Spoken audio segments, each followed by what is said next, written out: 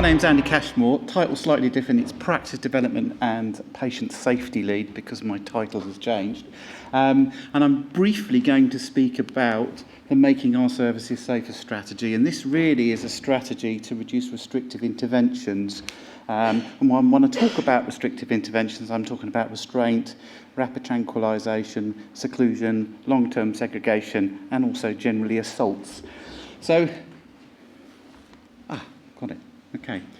This is us in a nutshell. This is the positive and safe Department of Health information policy that came out at the time, and it spoke of 4 key areas. Now, some of what's being said here was about improving care around restrictive practices so that we didn't have prone techniques. It also spoke about leadership, assurance and accountability, and board sign-off, and also transparency around audit and data about how basically we audit our plans, our care plans, and then finally monitoring and oversight.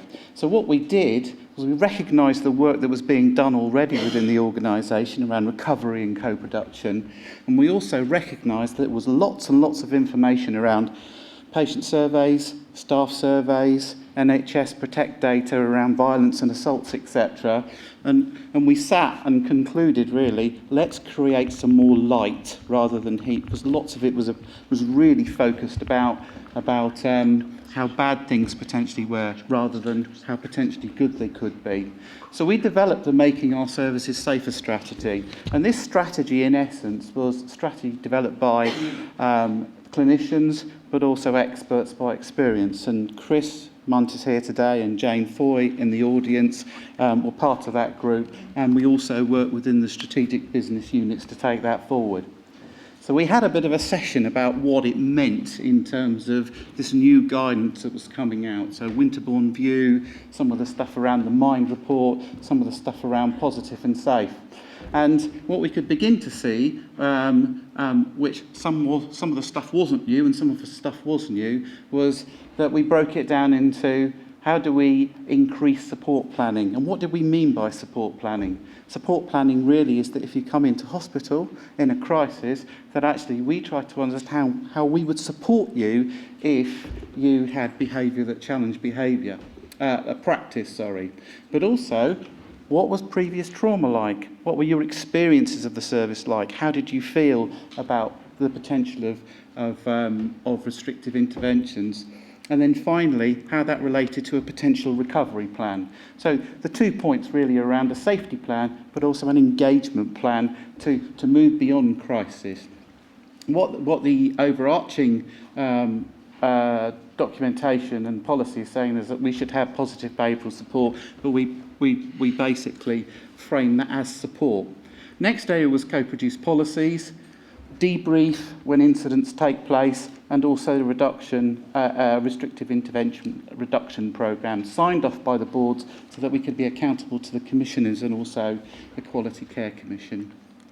All of that sounds quite complicated, but what we did was we broke it down to a policy, into a strategy, and that strategy broke into 3 areas. One was personal responsibility, and that was based around the values for the organisation: welcoming, kind, positive, respectful and professional.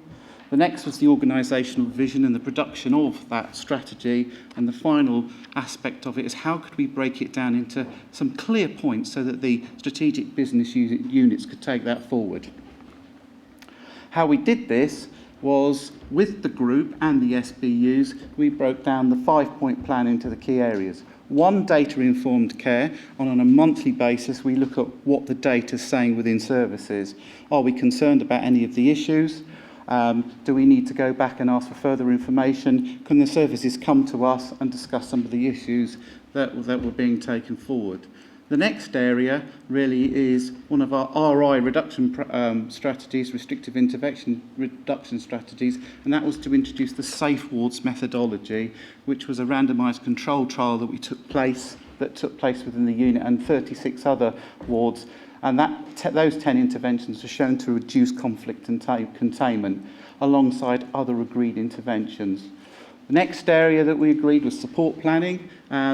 There were some concerns of the document turning around and saying that every unit or every area would offer positive behavioural support. So we've just turned around and agreed that actually when someone comes into the service, we must have a support plan in place for them so that we understand their needs and can look at co-production and recovery. Training, we've adjusted training to reflect the needs around least restrictive interventions. We don't use pain or flexion techniques within the trust, and also a process of debrief.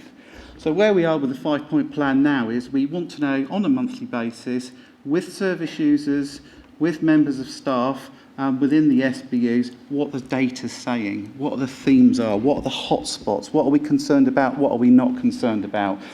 We don't use prone techniques in our organisation, but we still get reports of prone.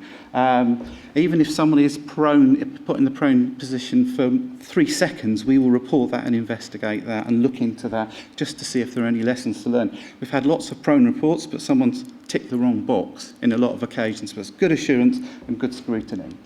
RI strategies, really the use of safe wards or agreed interventions. Some people are saying that they don't like the notion or the idea of safe wards.